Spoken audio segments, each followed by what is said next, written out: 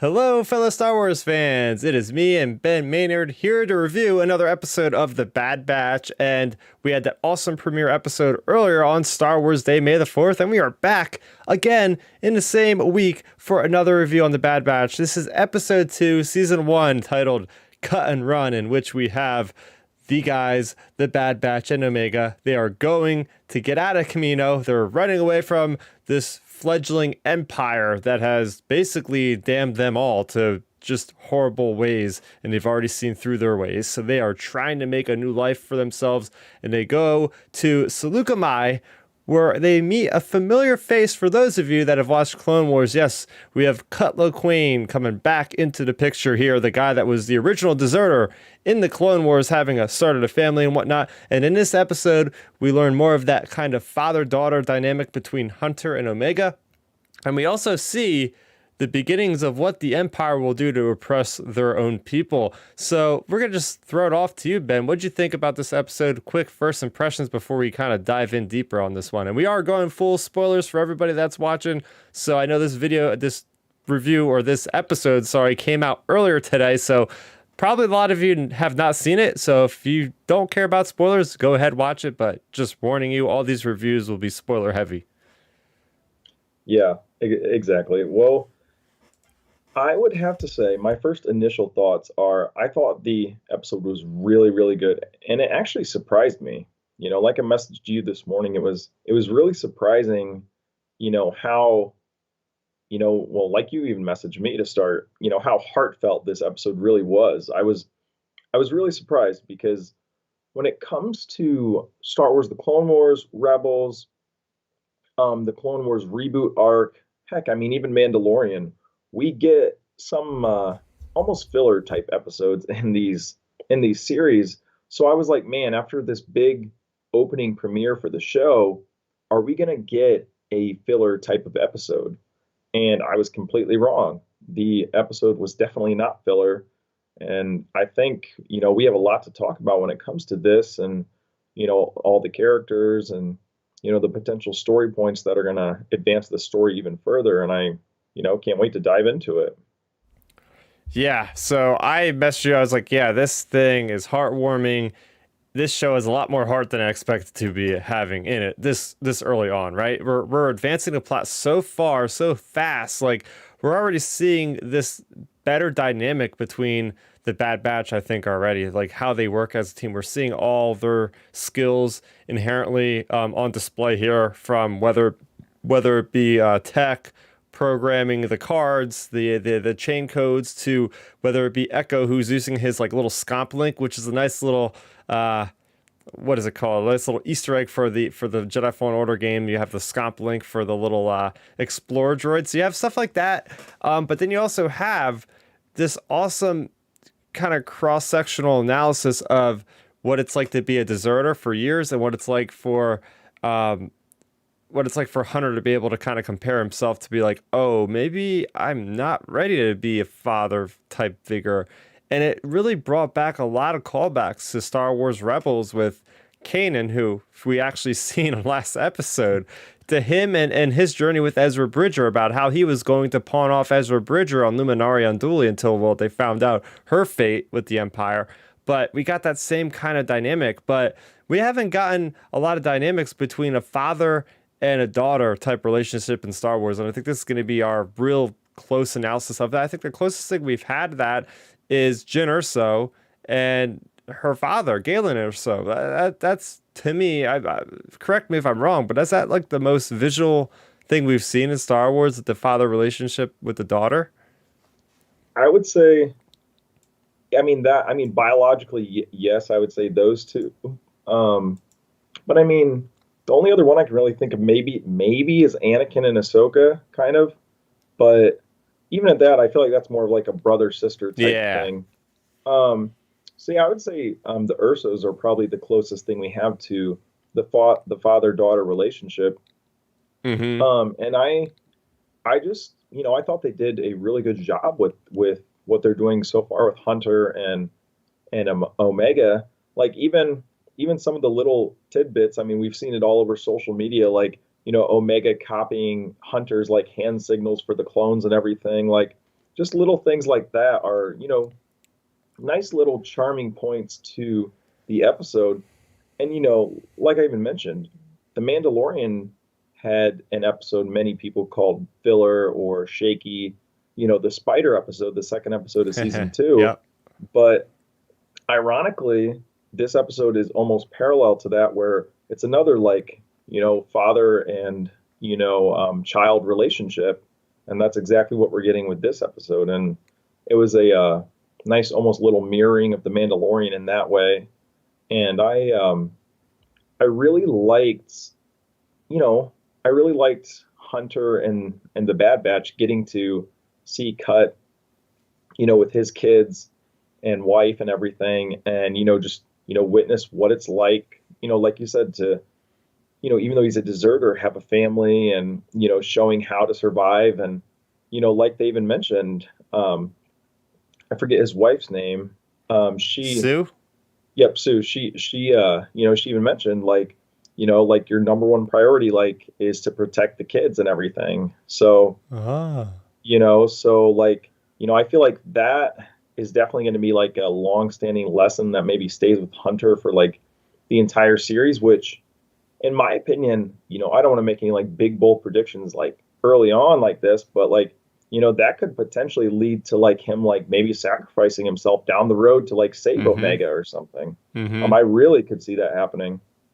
But yeah, I don't know. I think that whole dynamic is starting to grow, and it's only going to go up from here. Yeah, seriously. So we get this awesome trajectory of where the show is going because the first episode sets up why they are leaving the Empire. This episode sets up like what they're going to probably do next, right? He mentioned that Captain Rex is still alive and he just left before they got there. So, judging from the trailer, I believe that they're probably going to want to try to track down Rex next. But they do know what they have to do. And the good thing is they've advanced the characters already. Hunter started off in a certain place in the beginning of this episode, and he leaves off in a different place. So you're already getting really good character development for characters. A lot of us watching that season 7 arc were like, hey, this is a very one note cast of characters. Why are they making a show about these characters? And I've only seen Omega for one episode, and I was already thinking that she was gone this episode. I was like, oh crap, maybe they are going to leave her for 5 episodes or 6 episodes. And I was already kind of like torn. At the moment, I was like, oh, they're Yep. actually doing this. Like, they actually are going to take her out of the show and see what these guys are going to do. But then they bring it back, and you see that heartfelt kind of reuniting. I know it wasn't for a long time that they were away, but it just goes to show you that they're going to be inseparable from this point forward. And what we learned, especially from, I think it's Tech, he was saying something about how she is different because she's got these different abilities too. And they're trying to figure out what her abilities are. Granted, this episode, we really don't see her abilities come out. But what we do see from Omega is the fact that she's just as courageous as the bunch of them. She's going to do whatever it takes to get the job done. And we see her sneaking out of the shuttle and trying to get to see what's over there. She's just very curious. Like they say, don't leave the boundary, the little kids. And she leaves the boundary. And what do we see? We see a Nexu. And that made me really excited. Somebody who's Oh just yeah. a huge fan of the prequels, especially with that whole arena scene. Anytime I get to see a Nexu, very cool. And that scene was like super intense. Like the way they framed that with like, oh my gosh, this is serious. Like everybody's like running at once, like they were trained to do this. And then you see Sue, who gets the rifle and just snipes the thing a couple of times. Like, whoa, this is intense. This is not a safe area they are on. But yeah, what did you think about that scene? Because I thought that was one of the highlights for sure. Oh yeah. Well, actually, to back up on that scene a little bit, I would say Omega's character, like I said, is growing on me. Even though it's only the second episode, it's really great seeing her. She's almost like we mentioned it in our previous stream. She literally is to the Bad Batch. Like she's a new entryway for people that are net new watching the show as well, like new kids or new younger people or whoever, because she's never left Kamino. And now, I mean, look, as soon as she gets out of the ship, she's like breathing the fresh air and everything. And then, I love the scene where before the Nexus scene where she was playing ball with the kids. She's like, Yeah. "What do I do with this?" That was a good little scene. That was great. But yeah, and then leading up to the Nexus scene, I was like, "Dang, what's going to go on here?" And it was great that Sue was able to like protect her and everything. But it's also good, it's a good lesson for like Hunter to see like, oh wow, we actually, we really have to protect our kids. They can't just go out and fend for themselves because, if that was Hunter even by himself, I'm sure he could have figured out a way to like, take a Nexu down or something. Mm-hmm. But when it comes to, a kid's not a trained mercenary, a trained killer, basically like a clone Mm-hmm. trooper is. So, he basically Hunter from his perspective, he always is going to have to be on his toes because, what's she going to do next? Um, and then also, I felt like I really got, I know a lot of people are trying to connect like this show to the sequels or this show to the Mandalorian or whatever, but Omega's character really did give me a lot of like Rey vibes from her leaving like Jakku, like the first time of her like, whoa, like Yeah. this is the outside world. Like it really gave me a lot of Rey vibes. Like, they may not be connecting it to the sequels at all, but it definitely kind of mirrors it. Oh yeah, for sure. That definitely was a cool moment when she like picks up the dirt, and it was a great comedic relief moment when I think it was Tech was like, "That's dirt." It's just Yeah. like, oh, that's what this wonderful material in my hands is right now. I thought that was Yeah. great, and just the fact that again, for those that you're always gonna have new viewers to Star Wars, right? Whether it's they go into the Mandalorian as their first Star Wars or the Force Awakens or with me with like Return of the Jedi, just a random movie in a trilogy. There's always this people that want to like see through the character's eyes, so I think that's a really good entry point for any Star Wars fan that's brand new because now they're seeing through Omega's eyes this wonderful world, this wonderful galaxy that's before them, and just all the amazement and the mystery and everything about it. It really just shows you how much care they have taken to this character and are taking their time with the character, but they're also progressing the story at a really good pace. You're seeing that interaction, especially I keep loving and going back to this moment when you got Cut and you got Hunter, and Hunter's like getting to Omega after she gets away from the next one, like shake her, like you can't do that, you gotta get out of my like he's just like yelling at her, like he doesn't know about dealing with kids. And then you have Hunter who like embraces her and just like quiets his voice and says like you're safe now. And he sees that moment. That's like you could see the gears turning in his head at that moment. Like, oh, this is actually how I should be doing this. And that's what's so cool about his character is he's able to adapt. He's able to see what's there and think outside of like the clone programming to really become like more human than what we've seen clones in the past. Oh yeah, for sure. I mean, honestly, I earlier today when I was eating dinner, I watched the first couple episodes again, just while getting around for this stream and everything. And I mean, even Hunter kind of had that starting out in the very beginning of the first episode when he was trying to calm Kanan down and everything at the very Yeah. beginning. Like he already had that. It was starting to develop even from that moment. So maybe that initial moment was like the help, like to kind of push him down that path. Um, so it's really cool seeing his character like start to progress more and more, and it's only been a couple episodes, Mm-hmm. and Mm-hmm.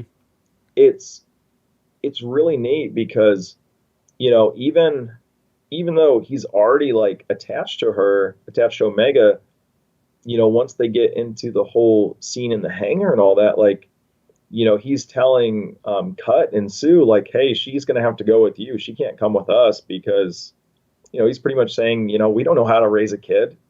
So, Yeah. it's cool that like even though he was trying to get rid of her, he was already looking out for her best interest at that moment in time. Mm-hmm. Mm-hmm. Mm-hmm. Yeah, so you get a story that has five grunts in an army, especially that are just, going from point A to point B. A lot of people are comparing the show to like maybe the Dirty Dozen or something. And now you have this guy with a soft con heart who's taking care of this this little kid. Now it's really becoming a lot more than what we already expect, and there's a lot more to be invested because the relationship's already being built to be invested by. You're invested with the character of Omega. I'm invested with the character of Hunter. Heck, I even thought Wrecker was a lot better this episode because that was one of my negatives about the first episode was, oh, Wrecker is just he's all over the place. Like he's just like trying to be too funny all the time. But they definitely simmered him down. Of course, this was like half the length of that episode, but I already started to compare Wrecker to Zeb. I already see a lot of similarities, especially with how he like smacked the stormtroopers' heads to one another and just knocked them all out at the same time. The clone troopers, stuff like that. So, and like I said before, all the coordination with these different characters and seeing how they're able to work together. They all have their own special abilities, and I can't wait to see what Omega's special ability is. I know a lot of people out there in the ether are already saying, oh, maybe she is like a combination, like the perfection of the Bad Batch. Like she is all of their abilities combined into one without any kind of drawbacks or deficiencies. Like, have you thought anything about what she could actually hold to this, man? Yeah, I think it's either the hybrid of all of them, or I think I don't know. I think there's a really good chance she could have the Force, just because Ooh. just because I've seen so many screenshots. I mean, I think the Star Wars Underworld, a few other people tweeted screenshots of like Omega saying from the first episode, like, I hate being hooked up to all those machines too. So the thing about it is, like, sure, obviously the Kaminoans could have been just doing testing and all that on her, or is it them hooking her up to machines, similarly, is, are they testing her?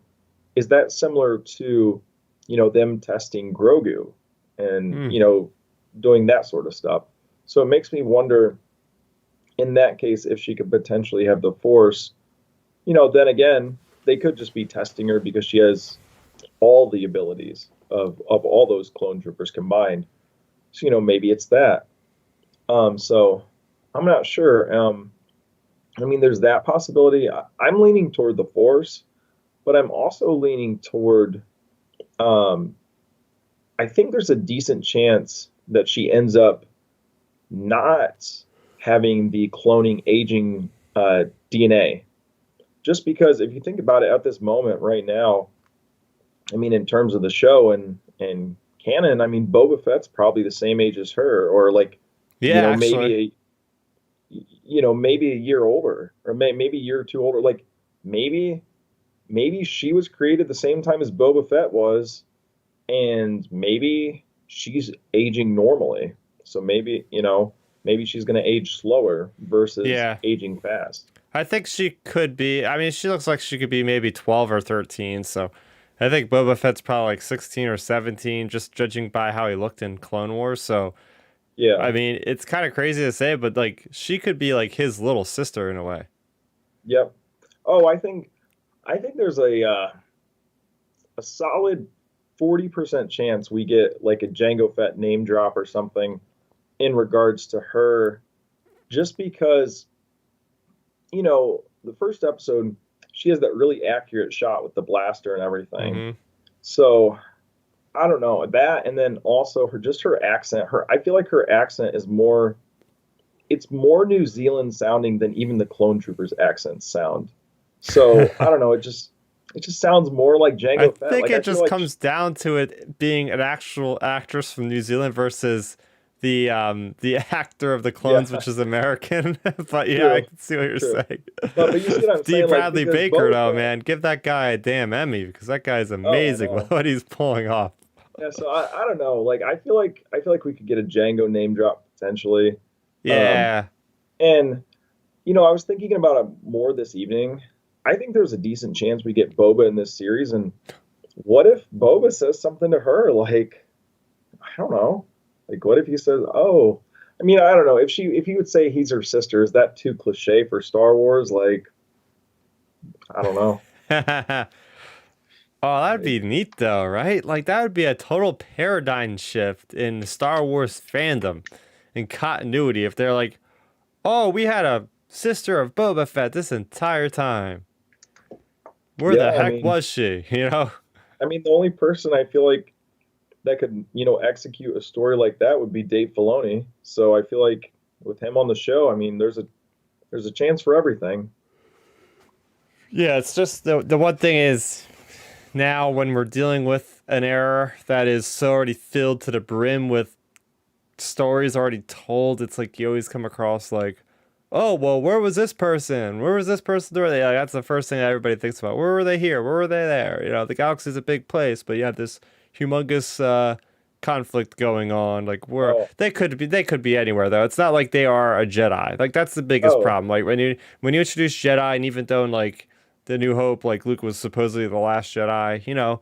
But if you have a couple extra mercenaries running around, they're not hurting anybody. It's like you could have a million mercenaries. It doesn't change the fact that there's still the Emperor and there's still only a few Jedi at that point. So, oh yeah. Well, I know that's like one of my good friends. Me and him were talking about this episode, and he's like, I hate to say it, but they got to get the Rogue One treatment by the end of this season. yeah, And that's I'm what like, people have been saying. and like, I don't know.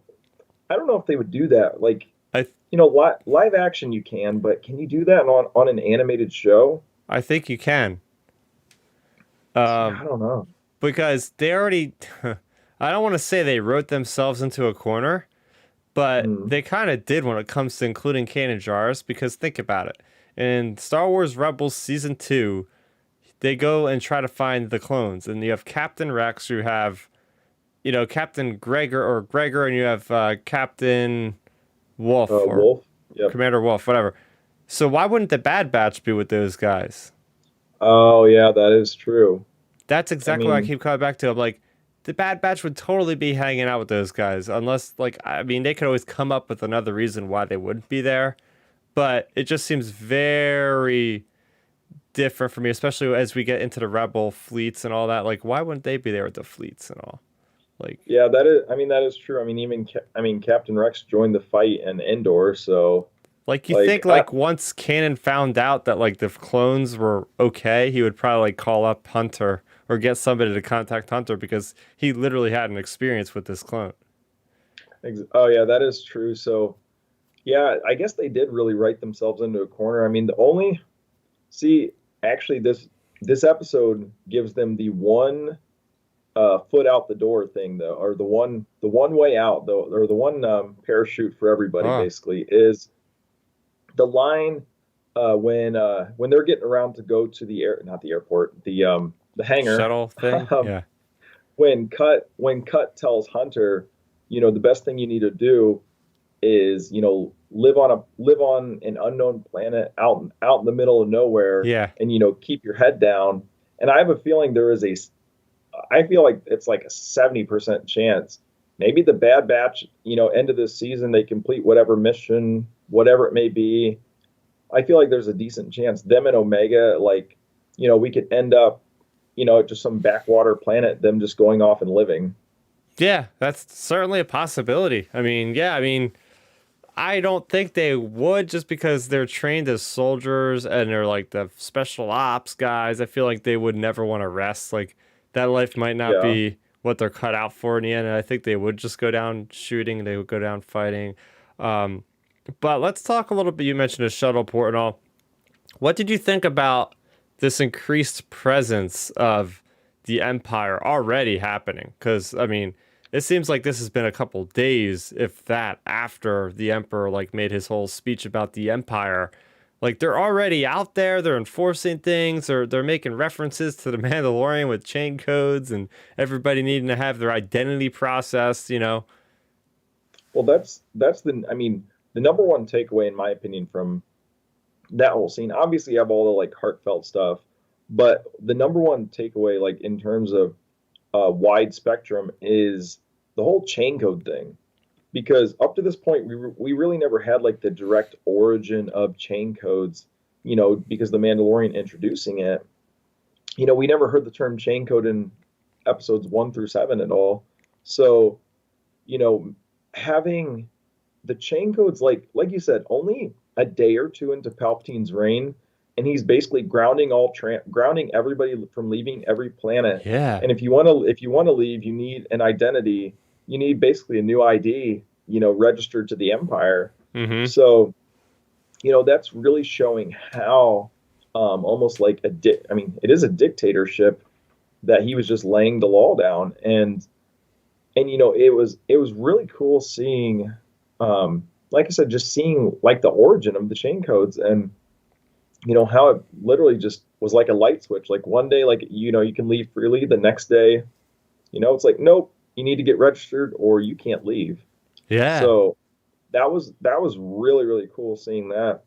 And then just seeing how, again, in this episode shows it even more how different all the clone troopers are acting now. Mm-hmm.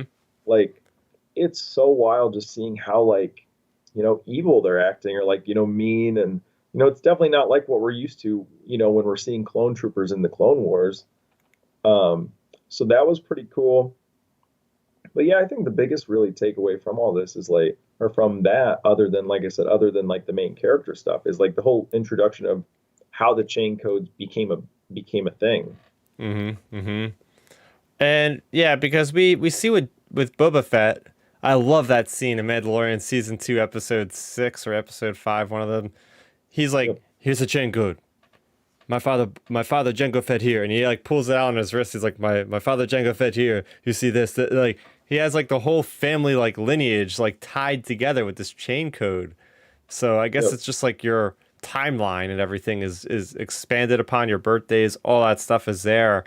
Um, Minor spoiler for the Alphabet Squadron trilogy, specifically in Victory's Price. The big thing that the Emperor has on everybody is like all the records, and he's like using that as like to corrupt everybody because he could be like, hey, look, this person did this bad thing over here, and this person did this bad thing over here. So like I'm guessing like the chain code might like go into that, like his overall database that he has of like every single citizen. So it's really cool that the Bad Batch actually figured out a way to like mock up their own, and the other guys. Well, actually, no, they didn't mock up their own because they just gave it to Cutler Queen. So they Yeah, no, still, they just gave it to Cut's family. yeah. So, but because they have their own transport, they just forced their way out of there.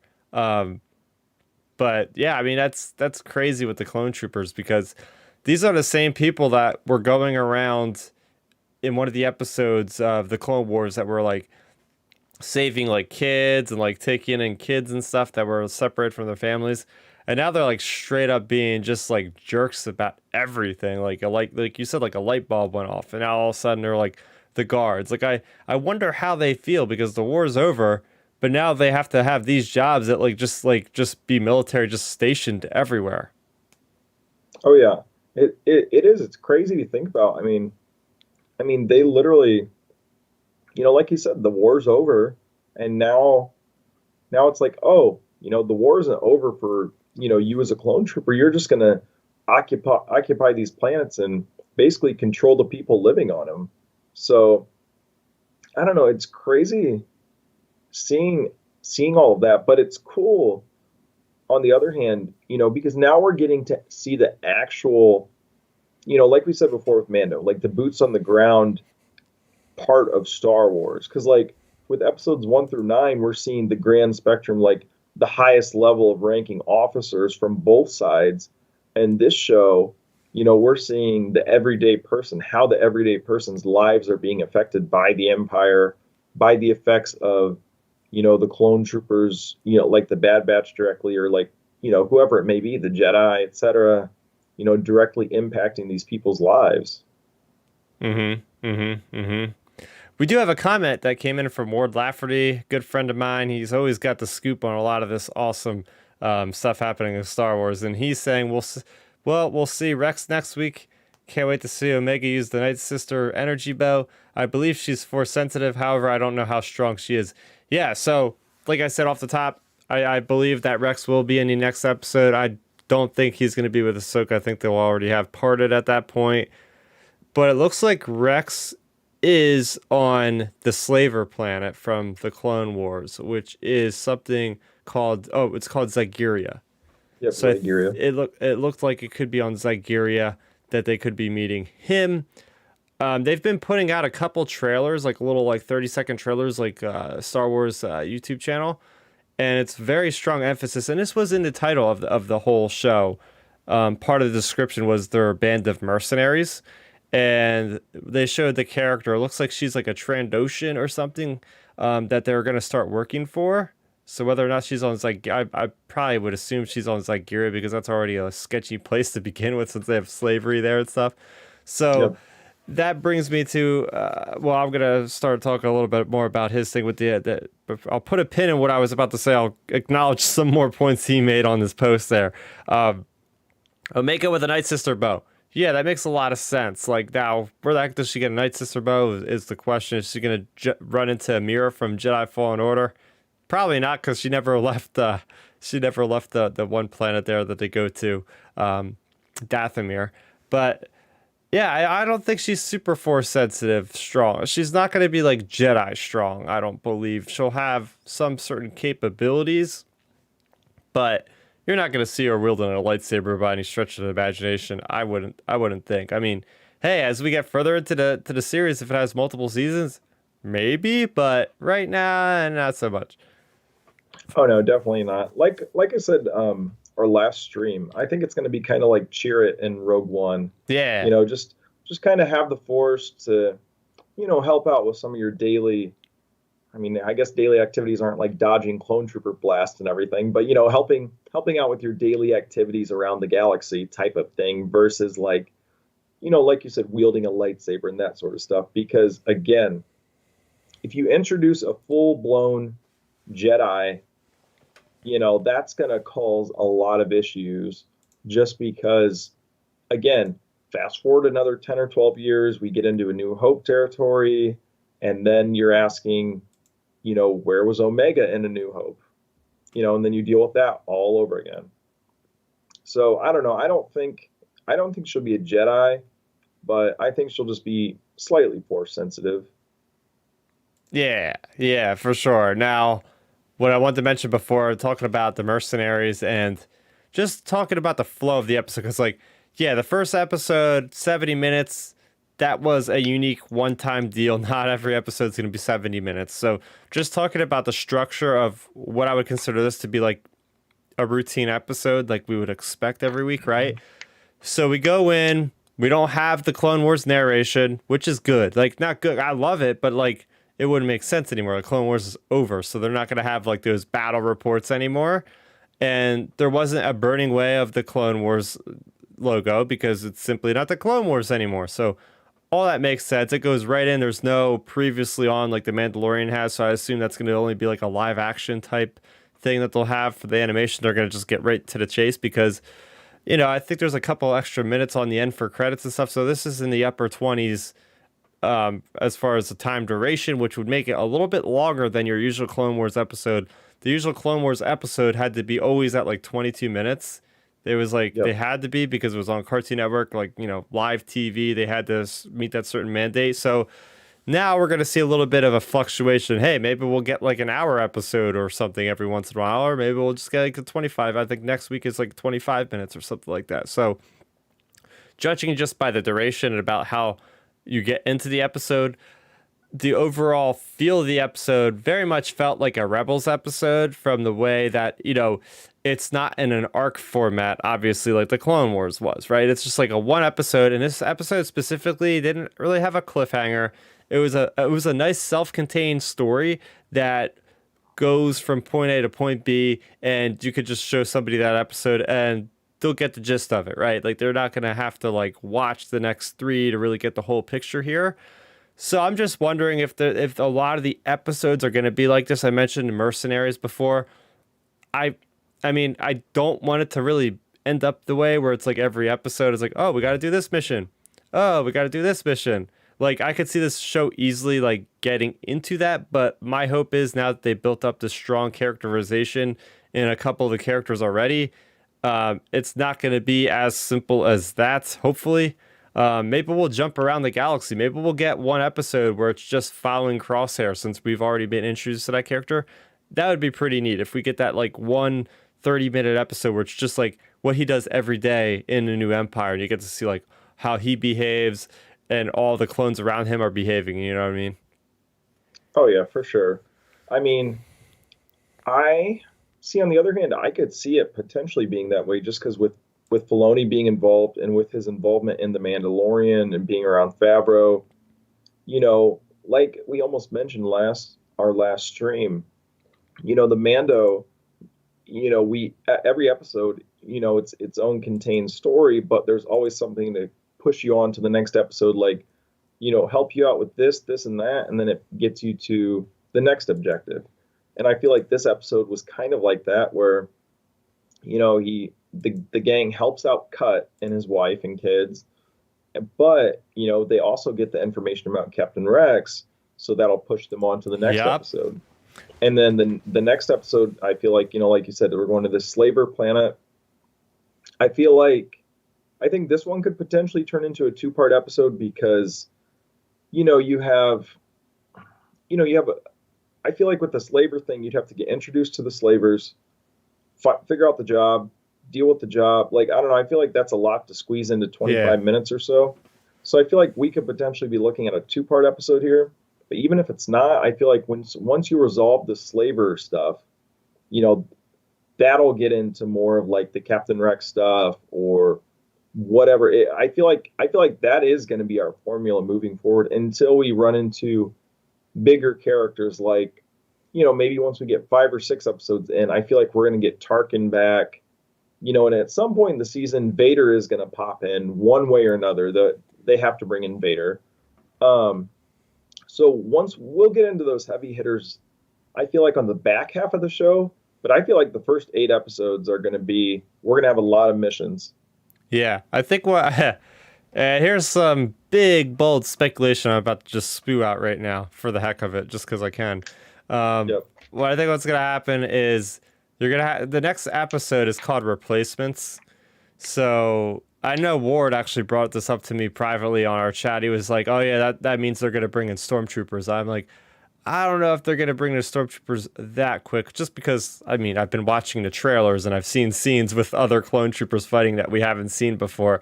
And I don't think they're going to go right to stormtroopers because I think replacements could mean replacements for like the positions that Clone Force 99 had in the Republic and in the Empire since they left. They want to have replacements for them as like a spec force. So they're It'll going be to that have, leaked picture. yeah. Oh, leaked picture? I didn't see Those it. those leaked stormtroopers we talked about, like the Oh, the metallic elite looking. troopers. Yeah, exactly. Yep. So I think that's going to be the replacements are these elite troopers, and Tarkin's going to give them like the mission to go and hunt the Bad Batch, or he'll have Fennec Shand go and hunt the Bad Batch, and then Fennec Shand will fail. Whether or not she joins the Bad Batch is going to be another cool plot point that could happen. But then we're gonna maybe have the Kamino uprising and see that fail and see, I don't know, somehow that I feel like Kamino is going to get destroyed. I feel like there's going to be something that happens and it'll just destroy them, maybe. And as I'm saying this, as the words are coming out of my mouth, I'm remembering that the good old Dr. Pershing did have a Kamino patch on his arm. So I assume now that there's something still left on Kamino. But something's going to be really bad that happens to the point where Vader's going to have to get involved. So that's what I'm talking about, like an extreme measure of like Kamino gets destroyed, Vader has to get called in, and then he'll bring in an Inquisitor or something like that. Maybe, Yep. maybe somebody we've seen before or something will get recruited because it's going to be like, okay, if Fennec Shand couldn't handle this trained assassin, we're gonna have to get somebody that is actually a Force user or something like that to go after him, even though they're not Force users. So again, this is crazy speculation, and I'm just saying it. And I'm only 2 episodes into a 16 episode season, so this is all probably gonna be way off, and it'll be fun to hear it back as I finish the season in August. Oh yeah. I mean, we're definitely gonna get some type of an event to bring in Vader. It's literally the Rogue One formula. Like, oh, these rebels have the plans. Tarkin's like, well, Lord Vader's taking his shuttle there, or whatever. So like, he's taking the boarding party there. I think we're gonna get something like that where it's like, plan A, B, C didn't work. Oh, let's bring in plan Vader to take care of things. Um, Again, I don't think Vader's going to wipe out the Bad Batch because that could be too like violent. Depending on how they would do it. But I think we will get Vader for at least one episode, and he will be doing some really cool Darth Vader stuff. I mean, look what he was able to do in Rebels. I mean, this is like literally Vader's prime, Yeah. like, literally, like literal age prime. Like he's only like 30, or however old Anakin would be at the time. Um, he's still young. He just got his new power. Like he's at his peak of his prime in the Force and everything. So, Yeah. there's a lot of potential going Vader's way Yeah. for this series. And then, just to throw out, with your speculation, I'll throw out a even bigger speculation thing. So what if, hear me out here. We our Boba Fett theory comes true. Boba Fett is Omega's older brother. Mm. Then what if Omega leaves this show, like at whatever at the end of the show or something, and what if she goes off and she ends up marrying Palpatine's clone son, and she ends up being Rey's parent, and Rey's mom is Boba Fett's sister. Oh my gosh, that is going way off the deep end. Uncle Boba. Oh my um, gosh. but no, I mean, there's always honestly, a I'm not chance, gonna but I lie. don't think there's a high chance on that. Honestly, though, if we got to that point, that would actually trigger my criticism of like some of the Star Wars stuff of like, man, everybody's related. Yeah, Um, that's making the galaxy way too small at that point. yeah, but no, I think this show has a lot of potential to introduce a lot of, or not even introduce, bring in our familiar faces, as we mentioned. But there's a lot of potential with the Bad Batch just being, like you said, mercenaries. We can also get into a lot of new characters getting introduced we've never seen before. Like you Hmm. said, that Trandoshan, obviously we'll see Rex and some fellow, clone troopers we've seen before. But there's a potential to introduce a lot of new characters. I mean, look, at one point Hondo had to get introduced, and now everyone loves him. So like maybe we find the next Hondo in this series or something, or maybe we find the next, whoever. And I think there's a lot of directions they can go with this. Oh yeah, without a doubt, without a doubt. There's so much, and we're so little into the show. We're barely into the show at this point, 2 episodes in. Um, but yeah, I think I said everything I wanted to say about this episode. Do you have any further points to bring up on this one? Um, I would have to say, I think I think the most important things from this episode, are what we mentioned earlier. Like, we're seeing Hunter and Omega's relationship develop. I really liked seeing like Wrecker tone down some, and I really just like seeing more and more of the boots on the ground Empire stuff. Like, it's a different show, but I think that's one of the most intriguing parts of like the Cassian Andor series coming up. Is like, sure, Cassian's a cool character and all, and blah blah blah, but I think the most intriguing part for me for that show is just seeing more of the Empire side of it, like seeing how Hmm. the Empire's controlling things, like what the Empire's up to, blah blah blah, like all of that sort of stuff.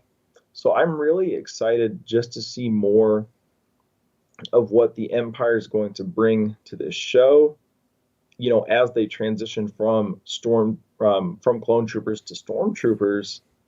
And it's going to be interesting to see as well when the armor totally flips over from Yeah. clones to stormtroopers. It makes me wonder as well, like, what if as we mentioned in our prior stream, what if they somehow, I don't know, go back to Kamino and mess with like the transmitter for the inhibitor chips, and the clones go back to being good, and then you have this clone trooper versus stormtrooper thing, and maybe Vader comes in and Vader's the one who wipes out the rest of the clones. Oh Like, my gosh. what if we do that? What if we have a big battle on Kamino, and Vader comes in as the big dog and just takes over? Like, There's gotta uh, be. This is the perfect avenue to finally give us the answer of what the heck happened to millions of clones. Like, because you can't just tell me that they just all peacefully died away. Because there's got to be, like, in a canon, yeah, there's like the sergeants, but there's barely any of them around. Like, you think you would see the clones everywhere. So I think there's gonna be some like genocide, something that happens where like 90%, 95% of them get wiped out somehow. So it could do Oh, something for with the chip. Maybe they do something with the chip, like they did with we already seen what happened. They can intensify the chip with Crosshair. Maybe they yeah, do something on like the radio waves, like they're all in one location. Like that's what happens. Like they recall the clones, the Kamino for like this uprising, and then Vader or somebody like hacks into like slices into one of the networks and just like fries all their brains at once. Everybody that's like on yeah. Kamino gets like their brain fried or something. I mean, it's possible, and the good thing about with with this just being an animated show, some people may say, "Oh, that sounds too violent" or whatever. The easy way you can go about doing that is, you just have to have one clone trooper, like, I don't know, have like an electric shock go over their body or something, and then Yeah. that implies what happened to all the other clones. Right. Um, Yeah. but like, I don't know. I think there's a decent chance we're gonna have several, like a lot of potential chances of like you said, just clone troopers just getting wiped out or something, one way or another. Or who knows, maybe these elite stormtroopers that are coming out, maybe they, as they're hunting down the Bad Batch, maybe they're hunting down clones along the way and just taking them out. I Oh. mean, there's a potential for that as well. Just because, like you said, they have to answer one way or another, like how the clones just got dispatched. I mean, from this time to when we see Solo, when we see Rogue One, Rebels, all that, it's all stormtroopers at that point. So, we have to see the clone troopers getting dispatched one way or another. Yeah, even in Jedi Fallen Order, you're killing nothing but stormtroopers. So that's only Stormtroopers, yep. 5 years after the fact. So they have basically like a 5 year window because there's nothing in canon that's really like before 5 years. Well, actually, Darth Vader, the Darth Vader series, and an interesting thing about the Darth Vader series. Did you ever read the Charles Soule Darth Vader series where he's like donning the suit for the first time after Revenge of the Sith? Yep. You read it? Okay. So the moment when the clones are on not Manan but Mon Cala, and they're like the Inquisitor troopers, and then the Jedi says execute Order 66. His name was like Master Barrick or something like that, Yeah, I think it was Barrick. and he like just uh, that was like crazy because he actually got them to execute Order 66 on the own Inquisitors, which were previous Jedi. Yep. So like there was clones up until that point. So I think like that incident definitely made them want to get rid of clones because they could still do that to their own men. Yep. And maybe like an uprising on Kamino where they're like, that's it, we gotta exterminate these things. They are not reliable anymore. Oh yeah, I 100% think. I think actually I think there's a chance it won't even it may not even be. I mean, we'll see Vader, like I said, for sure, but maybe this series solidifies Tarkin as maybe this is what promotes him higher up in the military by exterminating the rest of the clones for the Emperor. Like maybe he does that, and then boom, who knows? We might get an Emperor scene talking to Tarkin. Like that'd be pretty crazy. Um, Damn. but I don't know. I think there's a good chance for a lot of this stuff. I would be toned down on a lot of these theories and things if the season was only going to be 8 or 10 episodes. But since it's 16, you could tell a lot, almost all of these stories we've talked about easily in this show, because even if you break this show up into arcs, say like the first 3 episodes are an arc, that gives you a potential of like 4 or 5 or 6 arcs for this show.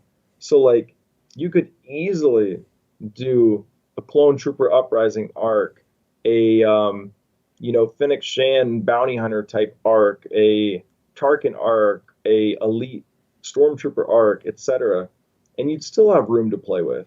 Mm-hmm. So I really think there's just limitless possibilities with this show, and it just makes me wonder as well, like, we already saw Saul Guerrera. I wonder if we're going to see any other potential early rebellion figures, like, Could we potentially see like Bale again? So I was Or, thinking Bail Organa, yeah. yep, I think there's a decent chance of him. Him, we could pretend. I mean, I think there's a chance for any of these people really. And also, I think a lot of this stuff is going to really wrap back around to Omega. Like, because if you look at Clone Wars, like, sure, Anakin and Obi-Wan were like, obviously like the main Jedi, but I feel like the main character eventually developed into being Ahsoka. So I think there's a very, very high chance, like I would say like a 90% chance this is going to develop into Omega being the focus or like having more of the spotlight, I would say. Mm-hmm. Mm-hmm. Yeah, Um, and now we have live Especially if she action. like has a significance like, having the Force or something. Yeah, then now that we have live action, maybe we could see her appear in Mandalorian like all these other characters have been. They planned this out, and because Dave Filoni's fingerprints are all over this thing, so that leads me to believe even more with credibility or something that could happen, reliability that can happen. So yeah, Oh, so for sure.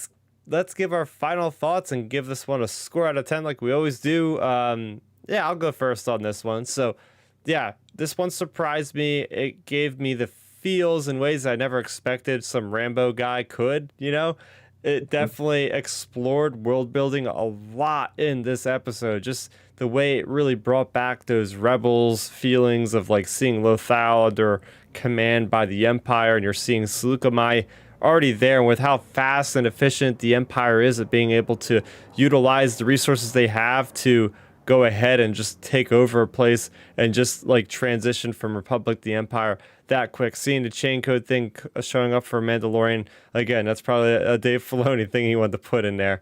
And the action, we didn't really talk about the action, but I think the action worked out so well. Like you're seeing Hunter like sliding across the ground, shooting guys. You're seeing all these different guys working together from Tech to Echo to Wrecker. Everybody coordinated so well together. And I love that they had all these like underworld appearances. Like they had these different outfits that fit in with what they were trying to do, which is like stay under the radar. And the next suit part was cool. And seeing the father and daughter relationship, awesome. Seeing the difference between the deserter cut and what Hunter is like at the moment, seeing how he reacts to that.